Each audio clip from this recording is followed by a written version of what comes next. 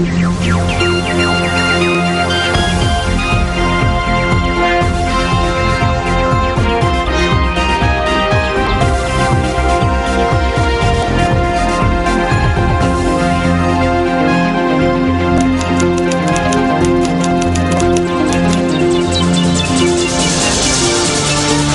you the very latest from across the nation and around the world, this is your Primetime News Bulletin. A very good evening, I'm Shane Silva.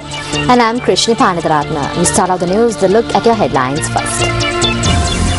7 persons arrested in connection with the attack on Buddhist monks in Tamil Nadu. Deputy Indian High Commissioner in Sri Lanka apologizes to the Buddhist monk who was assaulted in India. Minister Mahinda Samarasinghe charges that the Office of the High Commissioner for Human Rights has gone beyond its mandate. And former Army commander says that he is prepared to answer allegations relating to war crimes. Presidential Special Envoy on Human Rights, Minister Mahinda Samarasinghe, speaking at the 22nd session of the UN Human Rights Council, said that the Office of the UN High Commissioner on Human Rights has gone beyond its mandate granted by Resolution 19/2. We note that in the report, the Office of the High Commissioner has gone beyond the mandate granted under Resolution 19/2, which limited her role to reporting on the provision of technical assistance in terms of OP3 thereof. The OCHR has ventured into territory not envisaged by L19/2 by making substantive recommendations. The recommendations contained in the report introduce substantive measures which are totally unrelated to the mandate given by this Council. Mr. President, we requested the OSHR to delete all references to the POA report as it was not referred to in Resolution 19/2, and therefore reference to it in the OSHR report expands the ambit of the report beyond the original scope and mandate of the resolution. Furthermore, the POA report on Sri Lanka was commissioned by the UN Secretary General as a private consultation and is not the product of a request of the UN Human Rights Council or any other intergovernmental process. For these reasons, among others, the government of Sri Lanka does not recognize the POE report and is perplexed as to the rationale behind it being invoked extensively in this OSHR report. In related news, differing views were expressed by delegates at the UN Human Rights Council on the country report on Sri Lanka submitted by the Office of the High Commissioner for Human Rights. We would like to highlight the High Commissioner's report on Sri Lanka and the Secretary General's report on Iran, both of which clearly show the need for the Council's continued scrutiny. The United States hopes that all Council members will join us in voting in favor of the resolutions before us on these countries. The High Commissioner has exceeded her mandate of reporting on the provision of assistance by making substantive recommendations and pronouncements. These recommendations are of political nature. We note that the repeated allusion to the Secretary General's panel of experts report, which was not mandated or endorsed by any intergovernmental process. The mandate entrusted to the Council in the resolution, the politicized resolution last year, approved by this Council, has been overstepped. This is something we categorically oppose. In this report, there are recommendations on supposed areas of technical assistance that are beyond its scope.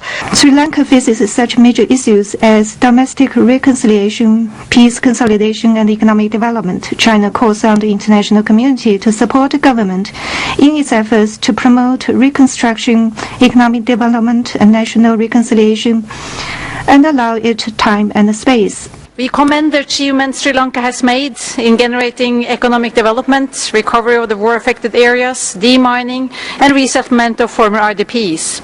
However, while progress has been made in these areas, there are still important work to be done when it comes to reconciliation, political solution, and accountability issues in Sri Lanka. The report documents worrying accounts of ongoing human rights violations, including harassment and intimidation of journalists and human rights defenders. Such incidents, together with impunity for other grave crimes and the impeachment of the Chief Justice, raise serious questions over Sri Lanka's respect for the rule of law. It is vital that Sri Lanka immediately takes further steps to demonstrate its commitment to the democratic values it has pledged voluntarily to uphold, in particular given its scheduled hosting of this year's Commonwealth Heads of Government meeting. Mr. President, Sri Lanka's effort in healing the hearts from the 30-year conflict should be commendable. Visiting Sri Lanka today, we can see an aspiration deep inside the eye of every Sri Lankan man and woman. This is the aspiration of peace, of living with neither fear nor hate, and of a brighter future in the island where democracy, justice, human rights and dignity prevail. We believe that Resolution 19/2 has been imposed on the Council for political reasons, and therefore it does not inspire confidence in the work done by the OHCHR and the special procedures in implementing it. The OHCHR has gone beyond its mandate in preparing the report. Canada remains deeply discouraged by the lack of progress that's been made on the implementation of the recommendations of the Lessons Learned and Reconciliation Commission report by the Government of Sri Lanka. To date, the government has made commitments on only selected recommendations in its National Plan of Action and taken concrete follow-up on only a few. We firmly encourage the Government of Sri Lanka to engage Northern political leadership and civil society in an inclusive and consultative reconciliation process. This would include, inter alia, removing oversight of humanitarian and NGO activities from the purview of the Ministry of Defense and ending the intrusion of the military into civilian life in the north. We are pleased to note that Sri Lanka has taken the path of reconciliation, leading to a durable solution that would be acceptable to all parties. In this regard, Sri Lanka deserves to receive a constructive and positive assessment in the Human Rights Council in a spirit of objectivity and impartiality. Meanwhile, Deputy Indian High Commissioner to Sri Lanka A. Nadarajan has apologized to Venerable Vatupola Wangi Sathera, who was recently attacked in Chennai. This pardon was sought when the Thera visited the Deputy Indian High Commissioner's office in Kandy today. Several organizations staged a joint demonstration in Kandy today. The group also held a protest march to the Deputy Indian High Commissioner's office in Kandy. Venerable Vatupola Wangi Sathera was also present. We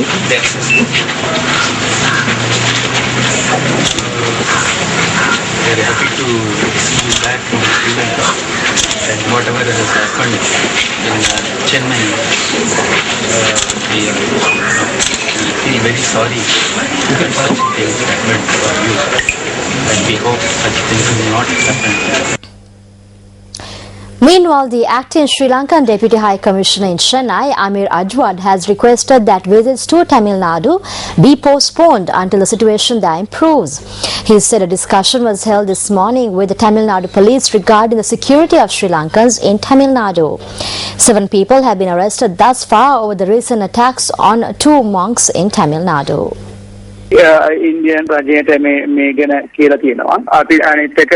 have notified the Indian government about this. Moreover, 4 of the suspects in connection to the incident that took place in Tanjavur have been placed in remand custody. Yesterday, 3 persons were arrested in connection to the incident that took place in Chennai on the day before yesterday. The Tamil Nadu police have taken necessary action against its suspects who are being interrogated.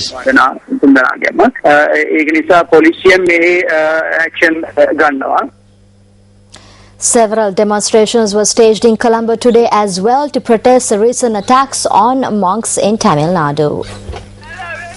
The protest march, which was organized by the Ravana Ballet organization, commenced from the Golf-Face Green.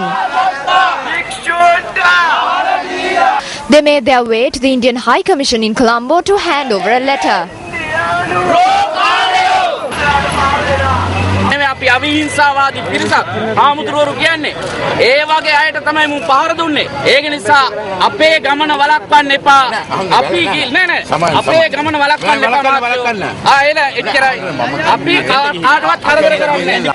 5 members of the organization were given the opportunity to go into the Indian High Commission and hand over the letter.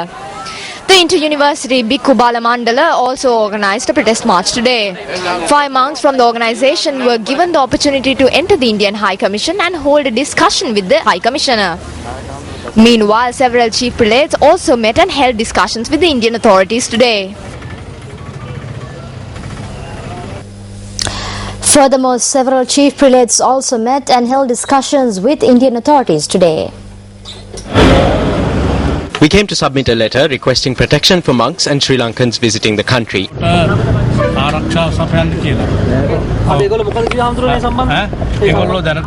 They said that they've already taken some steps and that there are steps they need to take in the future.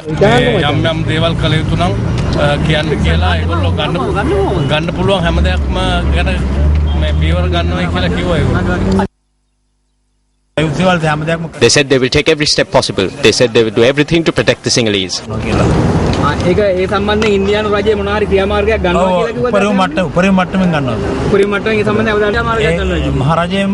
This will be initiated by the central government. There is a problem there because in Tamil Nadu they have left the alliance, but they assured us that this will be quickly resolved.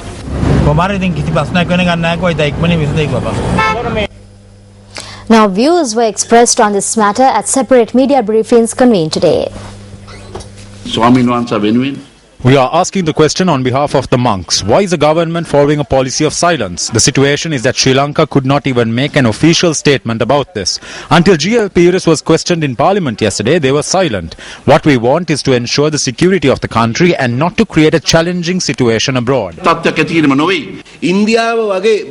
It is a serious issue when people who live where Lord Buddha was born have assaulted Buddhist monks from Sri Lanka. If the Indian government thinks that it was unidentified individuals or two small boys who attacked our monks, that is wrong. It is a serious issue. The Indian government must take responsibility. They cannot evade this.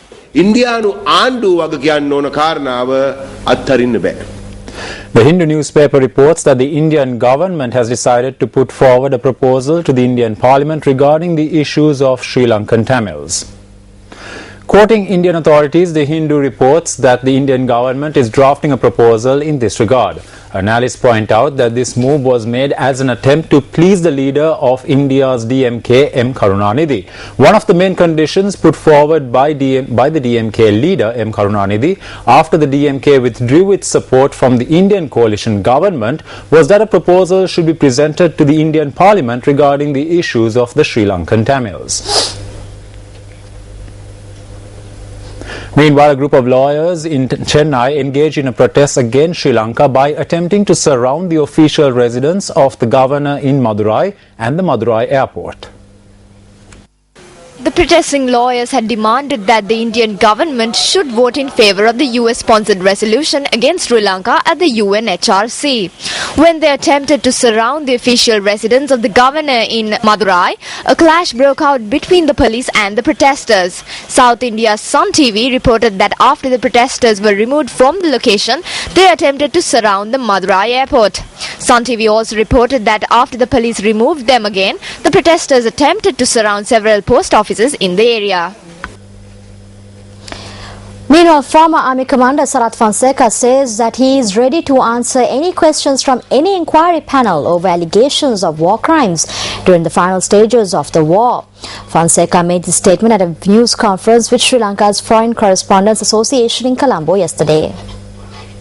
Yeah, I have no problem because I have confidence about how the battle was conducted, and we took a lot of responsibility, and we were aware of the standards expected from us, and we have studied in institutions where they teach you about the war situations and the international expectations, everything. So we were prepared for all that. So I had no problem. But of course, if somebody is shy, he is trying to hide from facing the question, then people start they'll start suspecting somebody more and more. But in my case, I have no problem like that. I am ready to answer anybody. I am ready to clarify any doubts.